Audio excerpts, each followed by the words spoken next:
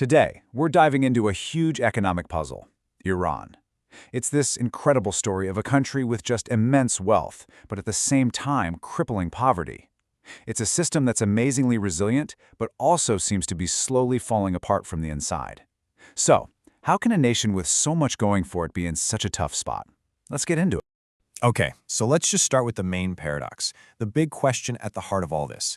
Picture a country that is sitting on the world's third largest stash of proven oil reserves, and on top of that, the second largest natural gas reserves. What do you think of? I mean, you're thinking wealth, right? Power, a stable, booming economy. You'd expect an absolute powerhouse, but with Iran, the reality on the ground is something else entirely. And here is the punchline. Despite having all that energy wealth literally under their feet, Iran is staring down the barrel of one of its worst energy crises and economic meltdowns in its modern history. So how on earth is that possible? How can a country so rich in resources be in such a state? Well, to figure that out, we have to look away from the oil fields and look deep into the unique way power works in Iran. To really get a handle on Iran's economy, you first have to understand its politics. You just can't separate them. They are completely woven together in a way you don't really see anywhere else. The economic decisions they make aren't just about dollars and cents.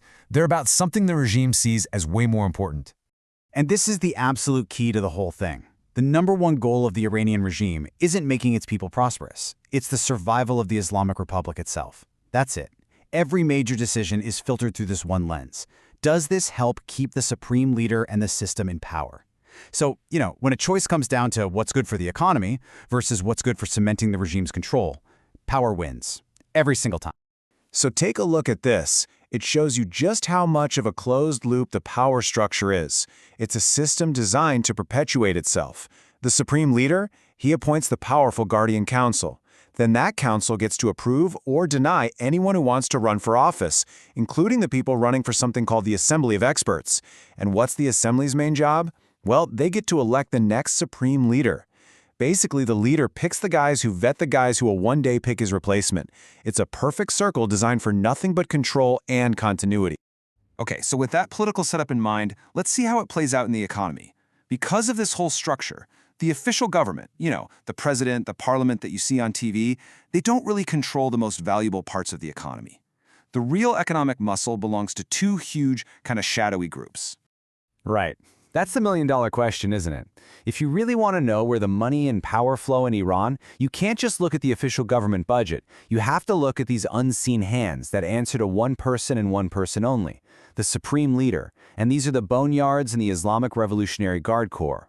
So first up, you have these things called Bonyads. The word translates to foundations, and on the surface, they're supposed to be religious charities. But in reality, they are gigantic business empires. I mean, think of them as these sprawling mega corporations that have their hands in everything, from making medicine and cars to owning huge chunks of farmland. And here's the real kicker. For the most part, they don't pay taxes, they get massive government handouts, and nobody can really audit their book. And just to give you an idea of a scale we're talking about here, it's estimated that these so-called charities control around 20% of Iran's entire GDP. 20%. Can you imagine if a single, tax-free, unaccountable organization in your country owned a fifth of the whole economy? That is the kind of power we are dealing with. And all that wealth is there to serve the regime's goals, not the public's. Now, the second unseen hand is even more powerful, and that's the Islamic Revolutionary Guard Corps, or the IRGC. They started out as a military force meant to protect the Islamic Revolution. But over the decades, the IRGC has transformed into a colossal economic empire. Their construction company, for example, is one of the biggest in the country. They build dams, ports, oil pipelines. It's a military-run corporation that can outbid and crush any private company that gets in its way. So let's just put the pieces together. The Bonyads control about 20% of the economy. The IRGC, their share is estimated to be anywhere from 30 to even 50%. So you add that up and you get this absolutely staggering realization. Somewhere around half to maybe even 70% of the entire Iranian economy is controlled by these two groups. And who are they loyal to? Not the elected government. They're loyal directly to the supreme leader. As one source we looked at put it, these organizations are a complete black box. There is zero transparency, zero accountability. They operate in the dark, making a select few very rich, and funding whatever the regime needs done. And this internal structure, This is the secret to understanding how Iran actually works, especially when it's under pressure from the outside world. So that brings up a good question. How does this really strange internal system manage to stay afloat when it's under the crushing weight of international sanctions? Well, this is where the IRGC's power becomes so important. They don't just run normal businesses. They are the absolute masters of the underground economy. If you want to see what sanctions do to an economy, just look at the currency. For years, Iran has had two different exchange rates. There's the official rate, which is used for essential stuff like food and medicine, and then there's the real market rate, which is what everyone else has to use. And just look at that gap. It is insane. This massive difference creates this huge opening for corruption, where people with connections can get cheap dollars at the official rate, import goods, and then sell them for a fortune at the market rate. And this is how they get around the oil sanctions.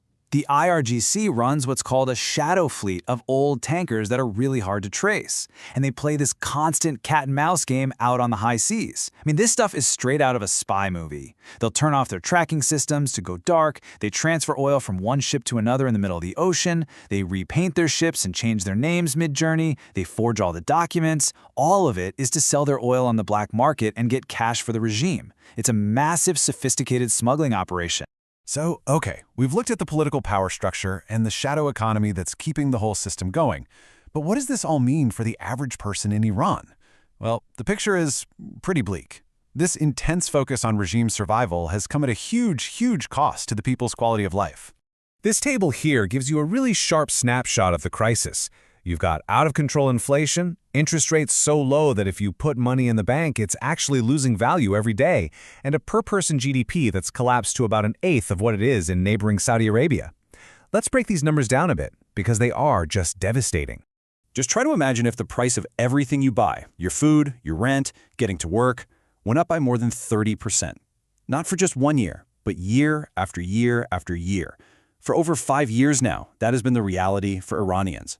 It's this crushing weight that's just vaporized people's savings and pushed millions and millions into poverty.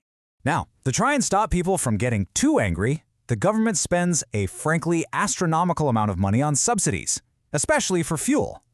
In 2022 alone, this cost them $100 billion. That's a mind-boggling 27% of the country's entire economic output. They are literally burning through their national wealth just to keep gasoline cheap, which, by the way, just creates a massive smuggling business to neighboring countries where fuel is more expensive. And this might be the most damning statistic of them all. Over the last 14 years, the average income for an Iranian person has been cut in half, sliced right in two. This isn't just a recession, it's a full-blown collapse in living standards for an entire generation. It just shows you the real human cost of a system that puts its own ideology ahead of its people's well-being.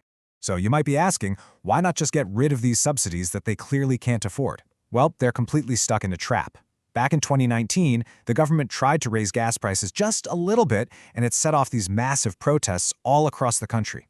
And the regime's response was swift and brutal. They shut down the internet and launched a violent crackdown. So they know that these subsidies, as economically insane as they are, might be one of the only things preventing another huge social explosion. So, where does all this leave us? What have we got? You have a system that is engineered for one thing: political survival.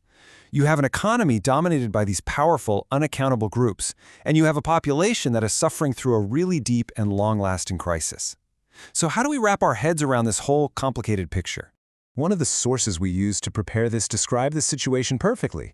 It said the Iranian economy is in a state of slowly being poisoned.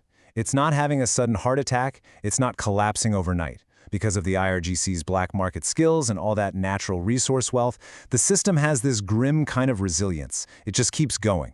But on the inside, the corruption, the bad decisions, the isolation from the world, it's all like a slow-acting poison, just gradually eating away at the country's health and its people's future. And that brings us to the final and most important question. The Iranian regime has proven again and again that it can handle incredible amounts of pressure. It has really mastered the art of survival. But the long-term price for that survival is a decaying economy and a population that's falling further and further behind. And so we're left with this question. For a system that is so good at staying alive, how long can it really last when it does so at the expense of its own people's future?